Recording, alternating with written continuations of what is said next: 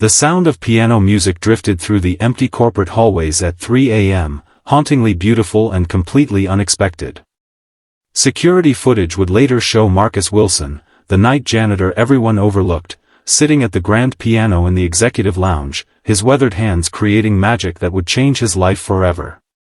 What happened next left the entire company speechless, especially the CEO who had never once looked Marcus in the eye.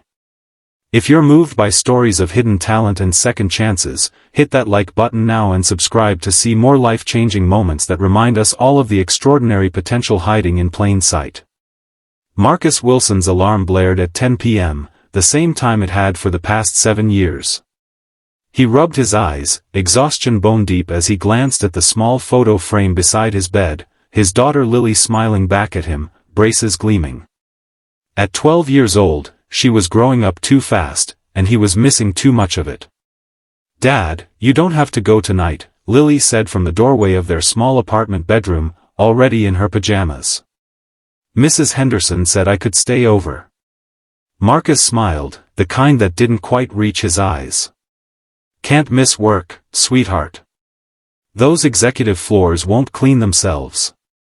What he didn't say was that they were 3 months behind on Lily's orthodontist payments, and the night shift premium at Westmore Financial was the only thing keeping them afloat.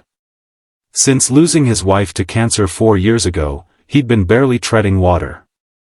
"I left dinner in the microwave," Lily said, her voice carrying a maturity no 12-year-old should have to possess. Marcus nodded, swallowing the lump in his throat. "You're too good to me, kid." After Lily left for the neighbor's apartment, Marcus showered quickly, the lukewarm water doing little to wash away his fatigue. He dressed in his gray uniform, the name Marcus stitched in faded blue thread above the pocket. As he gathered his things, his fingers brushed against the small leather notebook hidden in his jacket, filled with compositions he'd written but never shared. The bus ride to Westmore Financial's gleaming downtown tower was quiet at this hour. Marcus stared out the window at the city lights, remembering a different life. Before medical bills and funeral costs. Before he'd sold his piano to make rent. Before music became a luxury he couldn't afford. The Westmore building stood 52 stories tall, a monument to wealth and success. Marcus entered through the service entrance, nodding to the night security guard who barely acknowledged him. He collected his cart from the maintenance closet and began his nightly routine, emptying trash cans, vacuuming carpets, wiping down surfaces that would be smudged again by morning. Most nights, Marcus worked in silence, invisible to the world. But tonight, as he pushed his cart past the executive lounge on the top floor, he paused. The room was dark except for the city lights streaming through floor-to-ceiling windows, illuminating the sleek black grand piano in the corner, a showpiece for client events that no one ever played. Marcus glanced at his watch. 2:47 a.m.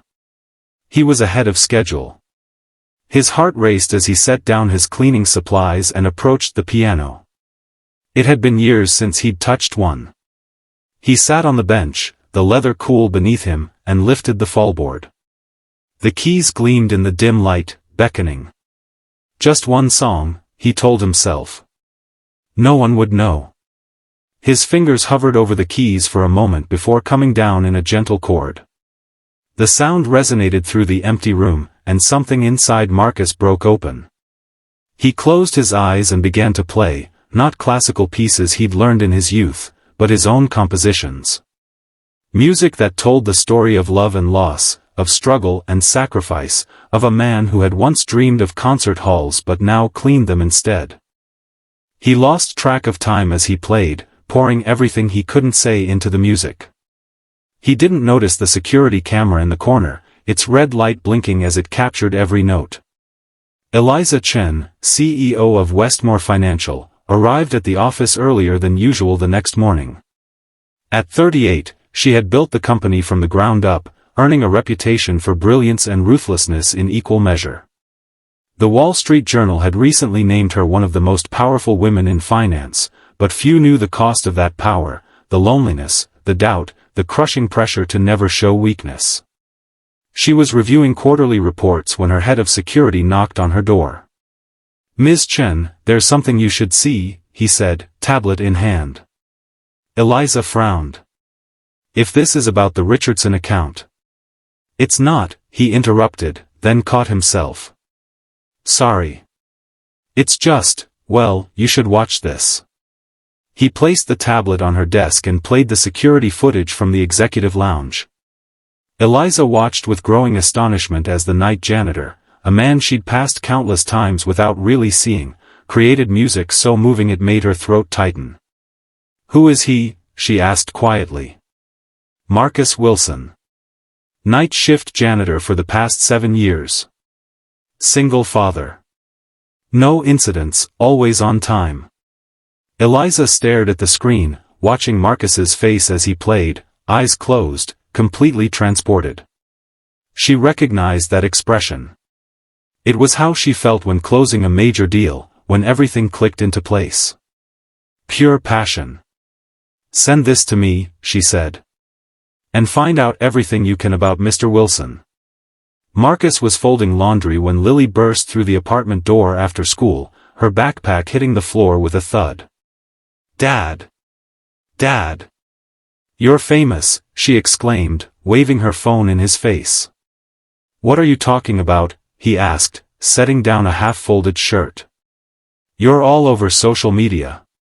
Someone posted a video of you playing the piano at work. It has like, 1 million views already. Marcus felt the blood drain from his face. What? Lily thrust her phone into his hands. There he was, in his janitor's uniform, playing his heart out on the executive lounge piano. The video had been posted that morning by an account called Westmore Financial, with the caption, "The night janitor with the soul of a composer. Help us find him." I'm going to be fired, Marcus whispered, sinking onto the couch. Lily sat beside him, her excitement dimming. Why would they fire you? Dad, you're amazing. Everyone thinks so, look at the comments. Marcus scrolled through hundreds of comments praising his playing, asking for more, wondering who he was. His phone began to ring, a number he didn't recognize. Then again. And again. What do I do? He asked, more to himself than to Lily. She took his hand, suddenly looking very much like her mother. You answer it, Dad. It's time people heard your music. The call was from Westmore's HR department, requesting that Marcus come in for a meeting with the CEO that afternoon. His stomach churned with anxiety as he put on his only dress shirt, slightly frayed at the collar, and the tie Lily's mother had given him for their last anniversary. You look handsome, Lily said, straightening his tie. Like a real pianist. Marcus kissed the top of her head. I'm still a janitor, sweetheart. Let's not get ahead of ourselves. The Westmore building looked different in daylight. As Marcus entered through the main lobby, heads turned. People whispered. A receptionist who had never acknowledged him smiled warmly and escorted him to the elevator. Ms. Chen is waiting for you, she said, pressing the button for the top floor. Marcus's heart hammered against his ribs as the elevator climbed. He was going to be reprimanded, maybe even charged for unauthorized use of company property. How would he support Lily then? The elevator doors opened directly into Eliza Chen's office, a vast space with views of the entire city. She stood by the window, her back to him, a slight figure in an impeccable suit. Mr. Wilson, she said, turning to face him. Thank you for coming.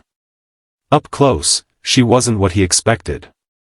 Her face was younger than it appeared in company photos, with tired eyes that suggested she worked even longer hours than he did.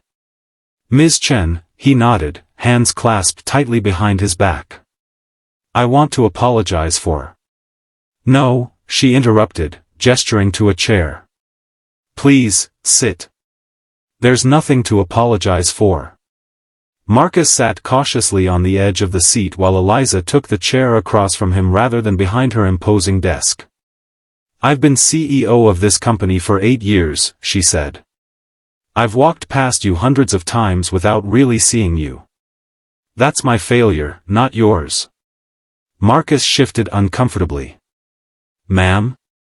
Your music," she said simply. "It's extraordinary.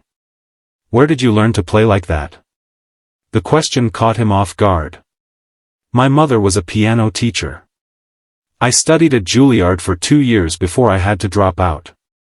"Why did you leave?" Marcus hesitated. He wasn't used to anyone being interested in his story. "Money. Then I met my wife, had our daughter.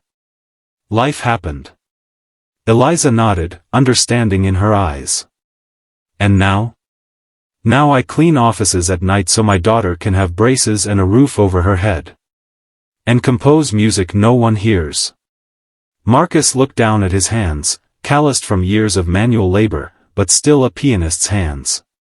"It's just for me. A way to remember who I was." Eliza leaned forward. What if it could be more than that?